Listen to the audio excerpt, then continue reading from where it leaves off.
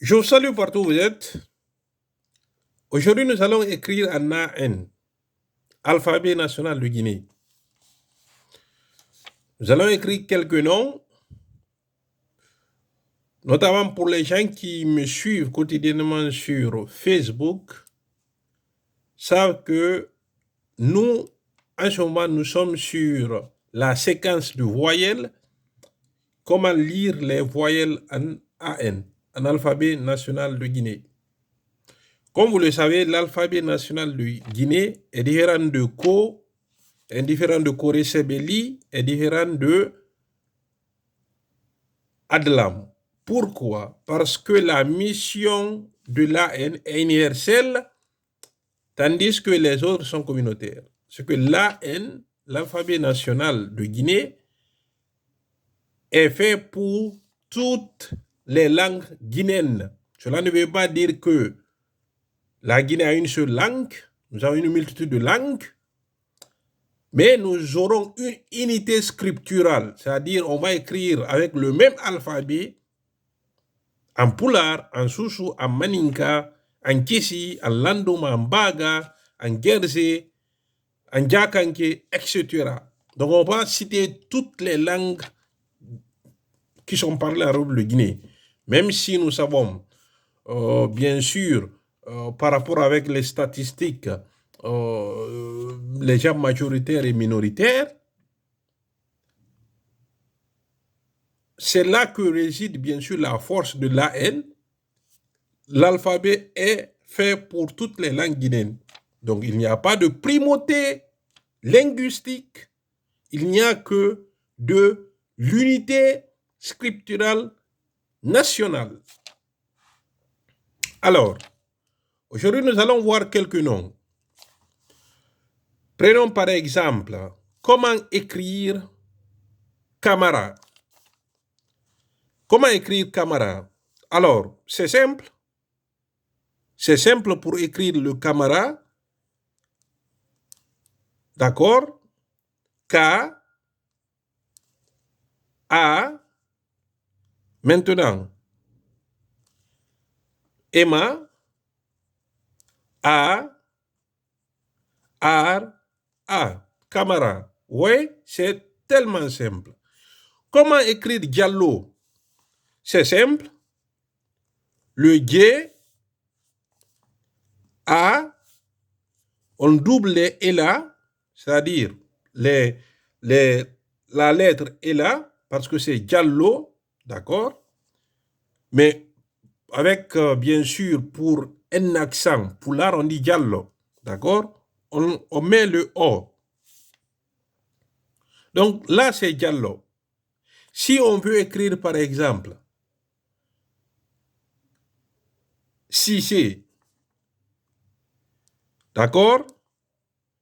Le is, le i, on a deux possibilités. Soit on prend le C, d'accord? Et le E, d'accord? Cissé. Ou on prend aussi le is. C'est tout à fait possible. Mais on va garder cette possibilité. Donc, si nous voulons aussi écrire Bari, le bas, A, d'accord, le A, le R, le I, Bari. On n'a pas besoin de doubler le R, parce que si on double le R, on barri. D'accord? Donc, voilà par exemple quelques noms. J'ai pris 4 noms. On ne va pas écrire tous les noms. D'accord? Si nous, par exemple, nous voulons écrire Keita, toujours le K, d'accord? Le E, I, Ta, A, Keita. Donc, vous voyez, c'est tellement simple. Et en plus, l'avantage de l'AN, c'est que nous avons des nombres de 0 à 10. Non, du 0 à 9. Donc, cela veut dire que quoi? À la différence de Ko, ou de Adlam, ou de Corée-Sebeli, Ici, les chiffres sont lus dans chaque langue. Donc, les Soussous vont dire Kering, d'accord? Les Peuls vont dire Go, ma goto. Donc, ainsi de suite dans différentes langues. Donc, si nous prenons par exemple, d'accord, le 0, d'accord? D'autres vont dire par exemple en poulard, Fous, d'accord? D'autres vont dire, peut-être moi, d'accord, je préconise qu'on dit, qu'on utilise un autre mot, le 1, d'accord? 2, 3, 4, 5, 6, 7, 8, 9. Voilà. Maintenant, dans chaque langue, d'accord, les chiffres se diront dans chaque langue. Donc, avec l'alphabet national, vous n'avez pas besoin d'apprendre une autre langue. C'est que vous ne serez pas dépossédé de votre langue. C'est ça l'alphabet national. D'accord? On ne va pas vous obliger à lire dans une autre langue. Vous gardez votre langue. Vous gardez votre langue. C'est seulement l'alphabet qui est pour tout le monde. Quel est l'avantage de cet alphabet? Premièrement, si nous prenons par exemple l'uniformité scripturale République Guinée, le meilleur moyen de fédérer, de créer un pont entre les différentes langues, c'est l'écriture. Et l'AN est mieux placée.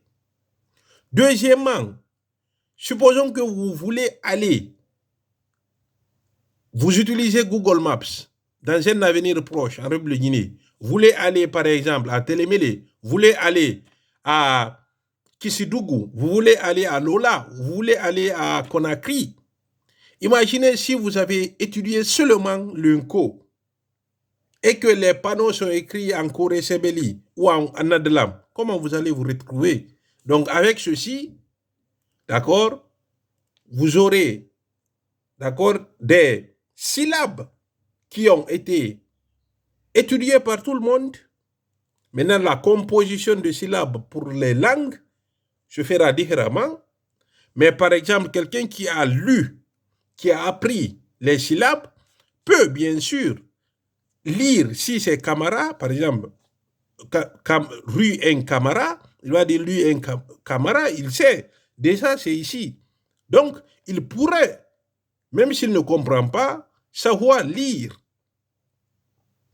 Donc ça, c'est un avantage majeur. Donc, même l'apprentissage d'une autre langue sera facilement. Mais aujourd'hui, imaginez la balkanisation scripturale linguistique en Guinée. Donc, ça va plutôt créer des fossés énormes entre les Guinéens. C'est pour cela l'AN est la solution scripturale pour la République de Guinée.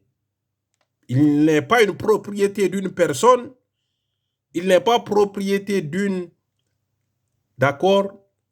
groupe, social, mais il est la propriété, bien sûr, de tous les Guinéens. Merci.